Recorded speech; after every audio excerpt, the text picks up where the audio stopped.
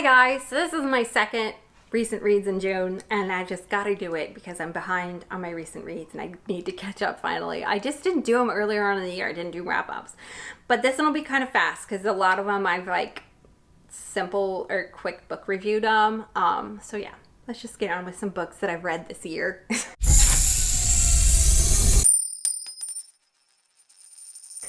Actually a couple months ago at this point. Book number one was A Court of Silver Flames by Sarah J. Maas. This one just recently came out. It is Nesta's story and Cassian's story. I loved it. I will put the full book review up above. There was some qualms about it, like you didn't get to see Cassian's like jokey side. I didn't think as much. This story is definitely a romance set in a fantasy land. It is not fantasy. But if you've read Court of Thorns, you feel the whole fantasy thing because you're on book 4, you know. But well, yeah, 4, because there's 3.5, but then we'll call this one book 4.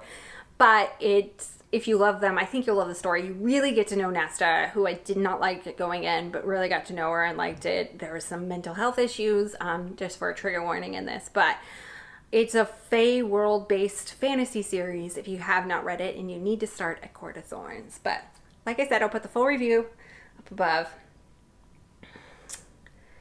And yeah, that's really, really long. Same with the next book. It is Covet by Tracy Wolff, which also came out in March.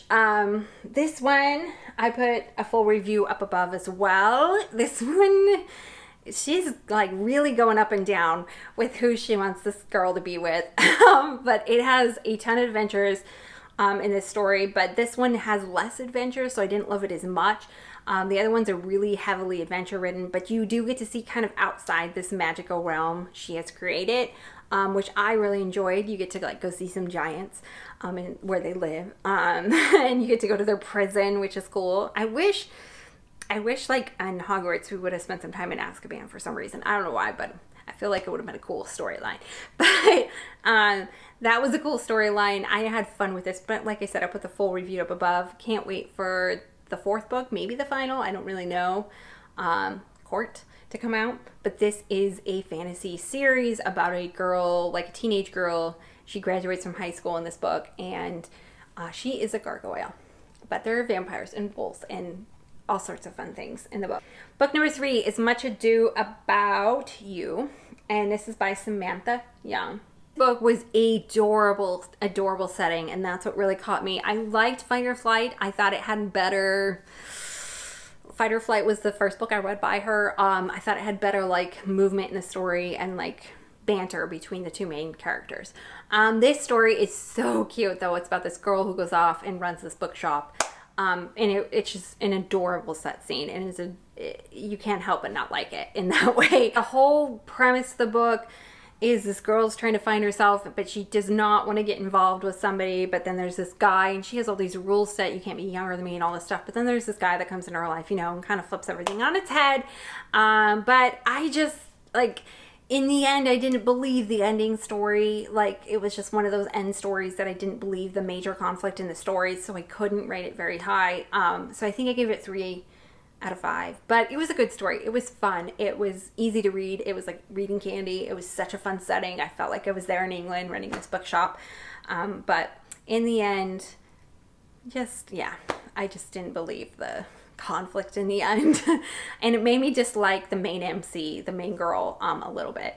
But yeah, if you liked Fight or Flight, I think you would definitely enjoy this one. This one, like, I think both MCs are a little bit more likable, definitely, than Fight or Flight, so.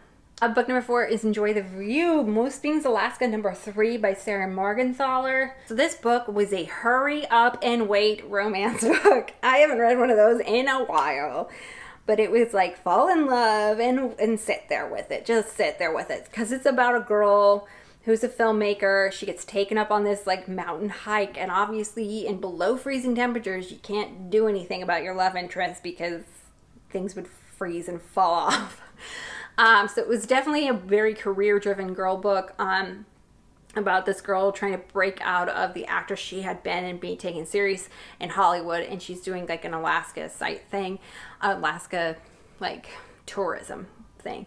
So yeah, she's getting taken up on the mountain by this guy who loves to climb mountains. That's what he does, is he's a tour guide for climbing mountains. So It was definitely hurry up to wait, so I didn't love that part about it. I think my favorite in this series, this was such a fun series, Moose Spring, Alaska. My favorite in the series was definitely book number 2. Book number 1, didn't enjoy the characters that much. Book number 2, loved the characters, loved the setting, loved everything. Book number 3, I don't think I loved the hurry up and wait part of the storytelling. But it was fun, but I also didn't enjoy the female character that much. I think I really enjoyed the male character. So yeah, that's where I landed with it. It was really good. Glad I read them. Book number 5 was The Selection by Kiera. So this one was a book I came back to. I read it in half of the second book a long time ago when they first came out, and I didn't get the hype. I didn't get why people liked them. And I decided to go back and reread them because so many people liked them and loved them. And I get it. Like, it was such a cute way. I think, I don't know what mindset I was in back then, but for some reason I didn't like them. But I thought it was really, really cute. I would really highly suggest it for a YA reader. And it's just about girls who get brought to be picked by a prince. And it's a way of, like, making things more copacetic in their society, I guess. Of, like, picking a girl from, like, a lower caste, because there's caste systems in this society. So obviously there's huge political problems in this society, but it was really fun. I had fun with it. I liked it. An Offer from a Gentleman. So Julia Quinn. This one I kind of liked, didn't kind of like. I kind of did like. I don't know where I sat with it. I love The Viscount Who Loved Me. And then this one came along and it was okay. But it's about this girl. It's a bit of a Cinderella retelling here for the Bridgerton stories. But it's about this girl who lives in like a scenario where she's higher up, but she's treated like she's a lower caste, I guess. And she ends up being like a maid because she runs away. She like can't take it anymore. And then this guy finds her and is like, I can't marry you because of where you rank in society kind of moment. Which I didn't love that part of the plot line. I did not love that part at all. And I think that's where it fell for me. It was a fast, easy read. Bridgerton series are always fast and easy, but this just wasn't my favorite. I finally read Blood and Ash, which I was so excited for Blood and Ash because it was the #1 romance last year. It's a fantasy. It was said to be kind of like Sarah J. Maas's books, and I was just so excited for this book. So I did love the 2 characters. It's like set up where this girl's like the virginal, I don't know, this like pure person that she's going to be like given over. And she's supposed to be super pure. Nobody sees her. She's dressed all in white. One night she goes out and escapes and runs into this man. But then this man kind of comes into her life and it seems not so coincidental anymore. He ends up being her guard. But Poppy and Hawk together, I love their banner. I think it's so cute. But as far as the storyline goes, I felt like it took forever to set up the realm and to set up the world building and to set up what was going to happen and to set up the characters. I was like, when is this gonna get going kind of moment? And like everything kind of happened at the end. So it was like 3/4 of the book was like world building, which I did not love that part of the book. Like, I liked the story. I think I will go on with it, but I don't know. It was kind of strung out for me. I did love Hawk and Poppy though. And I kind of want to find out what happens to them because Hawk is pushing her to be like question everything about their world, about the pure and about the people who are given up to them and just everything. So I kind of want to go on with the story and I kind of don't. I don't know. At Your Age, Eve Brown by Talia Hibbert. This came out March 9th, 2021. I had an entire Brown series, simple and quick book review, where I go through all the Brown books, and so you can find out where I land. But At Your Age, Eve Brown is about a girl who gets pushed out of her house to be like, grow up, and she runs into this man who is very strict and very his way, and he needs a chef. And so he kind of has no hope but her. So...